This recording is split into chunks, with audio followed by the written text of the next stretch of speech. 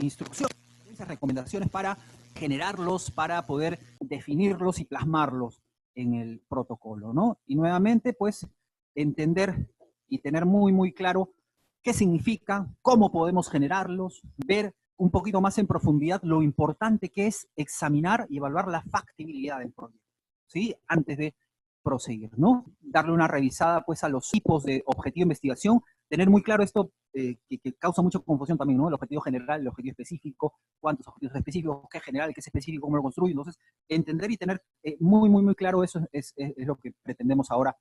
Entonces, el concepto de justificación. Cuando uno habla de justificación, ¿qué es lo que quiere decir? ¿A qué se refiere uno cuando dice la justificación del estudio? Palabras sencillas, estamos hablando de las razones de la investigación, ¿no? ¿Por qué es que yo me embarco en esta iniciativa de investigación? ¿Por qué es que yo quiero hacer? ¿Qué me motiva? ¿Qué me mueve?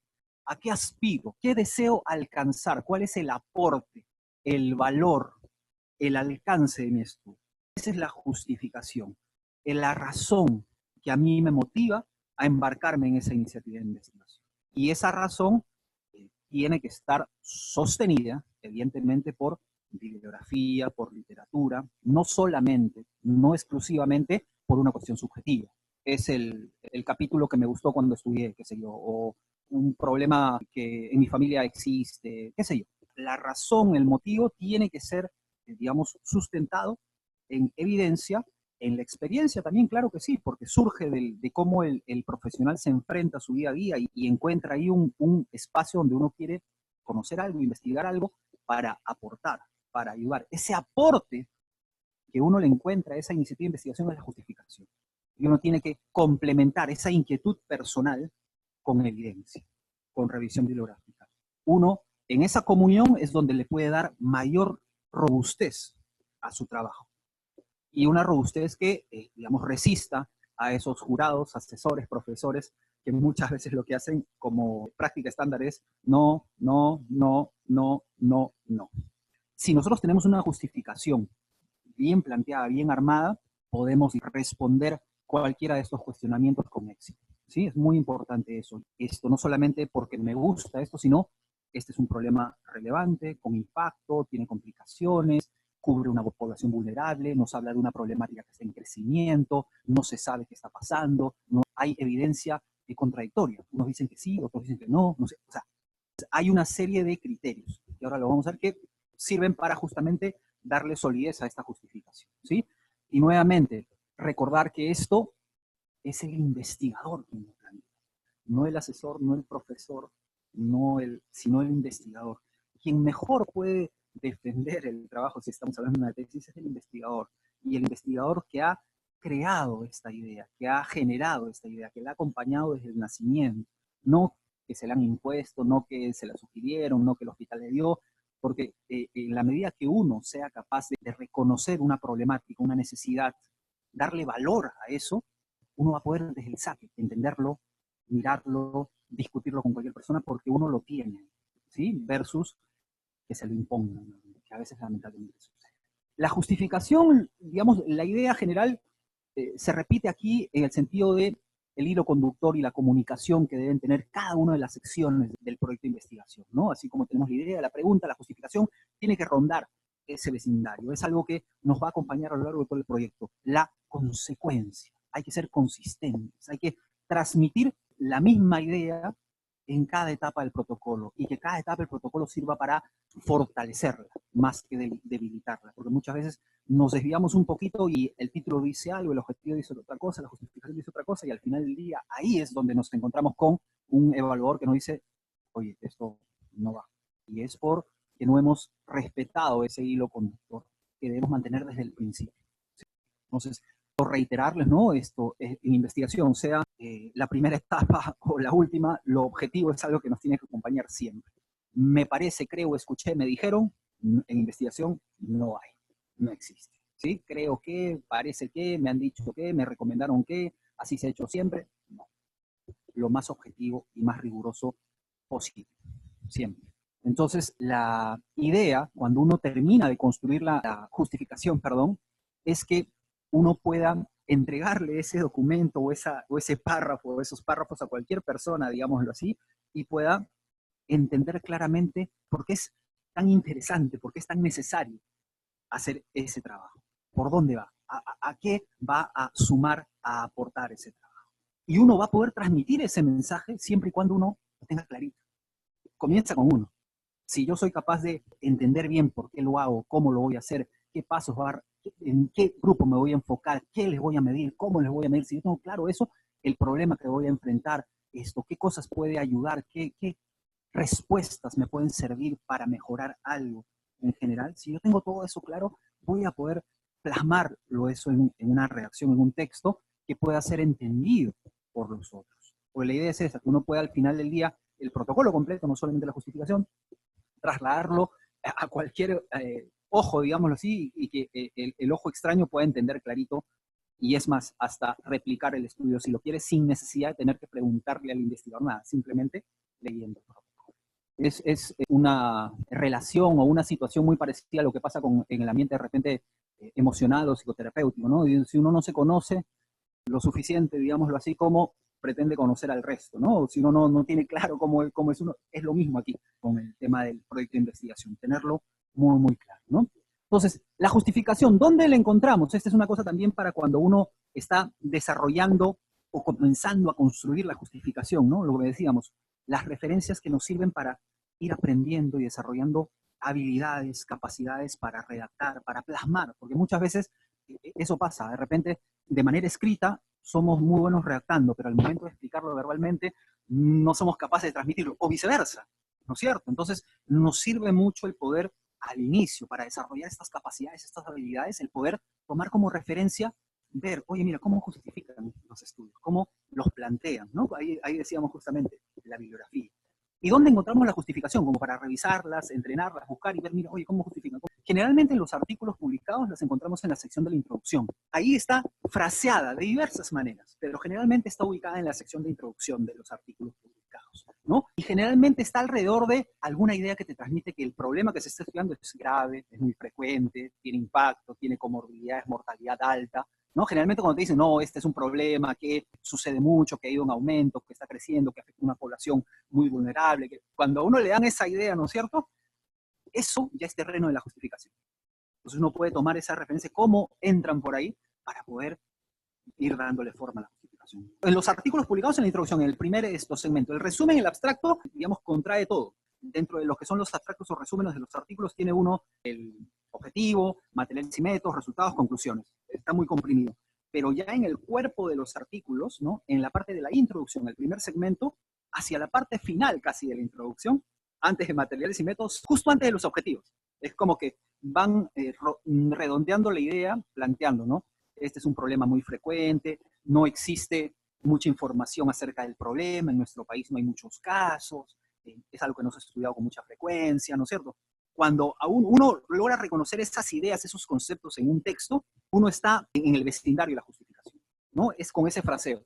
Ya, si es algo más evidente, uno va a encontrar la partícula por tanto, ¿no? Por tanto, creemos conveniente, creemos oportuno el estudiar, ¿no? Es como que la finalización de todo eso, ¿no? Es un problema que es grave, afecta a mucha gente, a población vulnerable, no hay conocimiento, en fin. Uno encuentra por ahí la justificación y en esos términos uno tiene que encontrar su lugarcito para poder plantearlo bien. Esa es la justificación. Entonces, mira, yo hago esto porque está pasando esto. No tenemos conocimiento, es un problema grave, no se ha estudiado, afecta a mucha gente, tiene riesgos muy grandes, los costos, las complicaciones, las comorbilidades, el impacto en la salud pública, en fin, dependiendo de cada problema, ¿no? Por supuesto. Por tanto, en otras palabras, vale la pena estudiar. Vale la pena saber esto. Vale la pena, en otras palabras, evidentemente. Ese es el concepto. Y así uno para bien el estudio y uno puede, ante cualquier, conversarlo, discutirlo, decir, ¿sabes qué? Mira, esto sirve para esto, aporta esto, vale esto, por esto. Muy bien. Nuevamente, aquí estos autores, hay recomendaciones en la bibliografía, ¿no es cierto?, para utilizar y que nos haga un poquito más sencillo o nos muestre un poquito un camino más claro de cómo ir construyendo la justificación, ¿no? Y hay algunos conceptos que estos autores señalan que son importantes, ¿no? El considerar la conveniencia. Conveniencia en el sentido de pertinencia, no conveniencia en el sentido este de me conviene. Me conviene porque tengo la base de datos ahí, me conviene porque no voy a gastar nada de plata, me conviene, no en ese sentido de conveniencia, ¿no? Que no es la idea, Conveniencia en el sentido de pertinencia, de que el estudio, el problema es un problema real, es un problema que requiere ser atacado, estudiado, evaluado, que va a dar algo, ¿no? En ese sentido, más que me conviene, que es pertinente, que es oportuno, que es justamente conveniente en esa línea.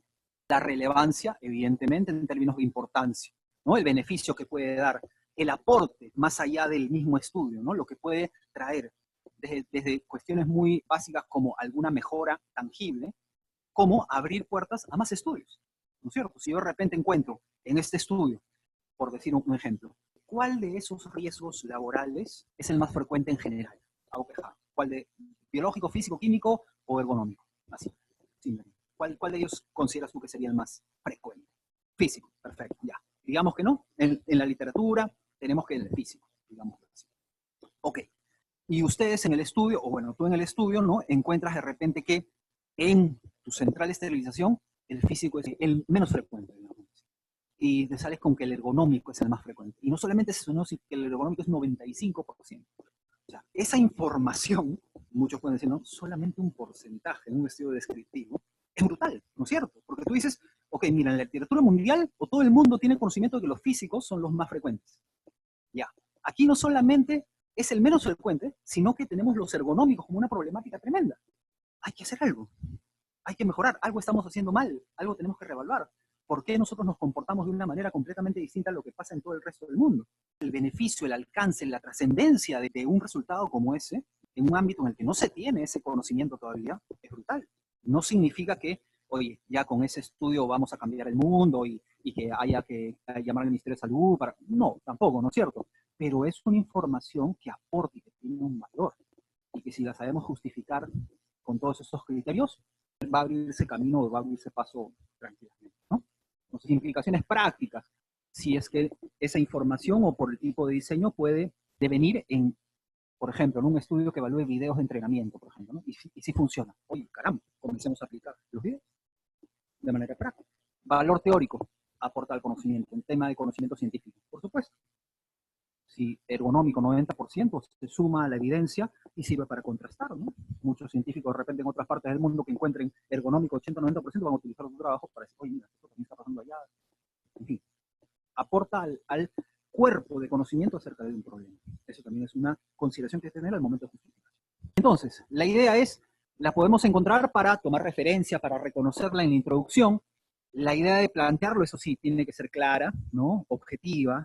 No necesita ser un documento de 5 páginas, 6 páginas. A veces 1, 2 párrafos son suficientes. Porque la idea ahí en justificación no es agarrar toda la bibliografía, poner números, poner porcentajes, no. Es una vez presentada la información bibliográfica, tú tienes que centrarte en el aporte, el valor. Redactar y frasear la pulpa de tu trabajo, la razón, el valor, ese alcance que dar, eso rico que va a aportar tu trabajo. Esa es la justificación. Y en 1 o 2 párrafos, ya si quieres 3, de 5 líneas, 4 líneas, ya está. No necesitan ser 30 páginas. Y bueno, en la justificación también se puede encontrar ya al leerlo, ¿no? En quiénes vas a hacerlo, ¿no es cierto? Con la justificación nuevamente, ¿no? Yo hago este estudio de niños porque es una población vulnerable, la que no se sabe mucho, no voy a ver si funciona o no funciona estas charlas educativas en la nutrición y las loncheras de los niños. Ya, tú estás viendo, ok, este estudio va a estudiar niños, va a ver el contenido de las loncheras, quiere ver si la nutrición mejora, y ahí sí lo implementa con la justificación, tú sabes en quién se estudia, cómo se estudia, qué se va a medir, ¿no? Entonces la justificación también puede otorgar eso, y cuando uno lo lee, mira, uno ahí puede reconocer el título, el objetivo, la justificación. ¿Mantienen el hilo conductor? A veces uno se lleva sorpresas. El título dice una cosa, el objetivo y la justificación. Y uno se perdió, ¿no? Y uno dice ya, ok, si no tienes claro el título, el objetivo, los resultados probablemente no sean tan confiables, ¿no? Los voy a mirar con pinzas, ¿no? Entonces, es muy importante eso. Aquí entramos ya con el concepto de factibilidad importante. Y la factibilidad fundamentalmente, ¿a qué se refiere cuando hablamos de factibilidad? ¿Es posible o no es posible? Punto. ¿Y en qué términos? Estos son algunos. Obviamente, dependiendo de cada situación, de cada estudio, vamos a poder encontrar más variables a estudiar en términos de factibilidad. Tiempo. Esa es una cosa que es un tirano completamente el tiempo, ¿no es cierto? Porque desde las responsabilidades profesionales, académicas, personales, ¿no? Desde los plazos de la maestría, del doctorado, del pregrado, ¿no es cierto? Entonces, hay que ajustar nuestra idea de investigación a esa variable, de todas maneras, de todas maneras. Ya si uno de repente después de la tesis está interesado en hacer un estudio más largo, chévere, genial, no hay problema, ¿no? Pero lamentablemente a veces somos esclavos de esa variable. Entonces tenemos que afinar nuestro estudio considerando esa variable. Enfermedad o proceso, claro, si yo quiero estudiar, pues no sé, una enfermedad rara, que uno en 1.000.000 de casos. Mi estudio para juntar pues 10 pacientes, me pasaré pues 20 años y no junto mis pacientes, ¿no es cierto? Si es que yo quiero estudiar, no sé, crisis asmática, y me voy pues a febrero. No, pues no, crisis asmática, de repente tengo que entrar en invierno, climas húmedos, qué sé yo, no. Hay que considerar las características de la enfermedad para poder definir un estudio, ¿no? La frecuencia, la presentación, el hecho de poder identificarlas también, ¿no es cierto? O sea, si por ejemplo nosotros aquí una enfermedad europea, no sé, que solamente en Finlandia se da, ¿no es cierto?, por cuestiones genéticas, qué sé yo, que aquí en el Perú nunca la hemos visto, no conocemos y no estamos entrenados en diagnosticarla, si viene un finés acá y viene con síntomas, se nos va a pasar de repente, ¿no es cierto? No estamos entrenados, no conocemos nada. La enfermedad, el problema que vamos a estudiar, caracterizarlo, entenderlo, saber comportamiento estacional, factores de riesgo, todas esas cosas son importantes a la hora de decir, ok, ¿es factible o no es factible estudiar? Población, nuevamente, ¿no? Son niños. Si yo quiero hacer un estudio en niños porque soy pediatra o tengo una afinidad con la población infantil o qué sé yo, ya, perfecto. Pero los comités de ética son muy rigurosos y evalúan mucho estudios en poblaciones vulnerables. Entonces hay que tener mucha precaución. Se pueden hacer estudios, y es más, es a veces hasta no ético no investigar en poblaciones vulnerables, porque ¿cómo sabemos qué es lo que pasa en esa población vulnerable para ayudarlos si no investigamos? Tenemos que hacerlo, pero hay que hacerlo en un marco ético, ¿no es cierto? Entonces, el tipo de población, ¿no? Consideraciones a poblaciones vulnerables. Eso es una cosa muy, muy importante. Gestantes, niños, gente en asilos, hospicios, presos, por ejemplo, ¿no? Hay consideraciones importantes. O por cuestiones geográficas, ¿no? Si estoy en la selva de repente, ¿no?, y voy a enrolar pacientes en un ciclo longitudinal en que tengo que hacerles 5 fotos a lo largo de 6 meses, ¿no? Y viven a 3 horas en canoa en el Pichanaki y no sé cuánto. Bueno, ya mi amor al arte es grande, pero no tanto, ¿no es cierto? O sea, el ámbito, bueno, ahí viene todo eso, ¿no? Recursos económicos, son variables que hay que considerar. Si yo voy a hacer una encuesta a los profesionales de salud para ver si les gusta o no les gusta algo, qué sé yo, o tienen o no tienen algo, ¿no es cierto? Y son 300 pacientes, ya, ok, yo voy a hacer las 300 encuestas, tengo personal que me pueda ayudar, tengo que entrenar a ese personal, tengo que supervisar a ese personal, tengo que asegurarme que hagan las encuestas correctamente, necesito material en papel, tengo presupuesto para hacerlo, les voy a dar a esos 10 encuestadores que se van a tomar 3 días de su día alguna compensación, les voy a dar viáticos, ¿no? Tengo presupuesto, no tengo presupuesto, todo eso, para ver qué herramientas, si es factible o no es factible, ¿no? Entonces es muy importante el concepto de factibilidad versus el me conviene, ¿no? De hacer un estudio porque me encanta el tema, ¿no? Porque fue mi tema favorito en el que saqué mejor nota en la facultad. Eso como único criterio para hacer un estudio no es válido. Como único criterio. Tengo la base de datos ahí está, el cuaderno está completo y toda la cosa, ¿no? Como único criterio. Me lo propuso mi asesor. Eso también es una cosa complicada a veces, porque, y es una forma en que yo tengo de decirlo, ¿no? Si no tenemos la camiseta puesta de nuestro estudio, vamos a tambalear, y te lo digo por experiencia, vamos a tambalear todo el recorrido, y vamos a chocarnos y chocarnos y chocarnos. Y tener la camiseta puesta del estudio pasa por que uno sea el corazón del estudio, el cerebro del estudio, quien creó, quien generó, quien hizo desde el principio, a quien le interesa encontrar esa respuesta, porque la vio, porque la detectó, porque va a tener un impacto en lo que haga, con sus pacientes, con su equipo, con su institución. Si uno tiene la camiseta puesta, si se la impone el asesor, si se la pone el asesor, uno va a terminar haciendo, probablemente un producto en el que no cree, un trabajo en el que ni siquiera lo defiende, lo sustenta bien, porque nunca creyó en él, porque no le interesa el problema, porque no le va a aportar absolutamente nada más que el cartoncito. Obviamente hay cosas, circunstancias, casos y casos, ¿no? Pero las recomendaciones y sugerencias, esto no es, nuevamente, tratar de ser más papista del Papa, ¿no es cierto? Ni tampoco establecer reglas rígidas, nada. Estas son recomendaciones y sugerencias de las maneras y los procesos que consideramos más recomendables para enfrentar estas iniciativas. Y que con la experiencia se asocian a un poquito de mayor chance de éxito, digamos así. Es otra cosa, no sé nada del tema. Ok, pero de manera subjetiva no, ¿no? O sea, de repente uno no puede saber nada del tema, pero en la bibliografía uno encuentra y está todo estudiado ya, ¿no es cierto? Entonces, esto tiene que ver con el hecho de ser criterios únicos para decir estudiar.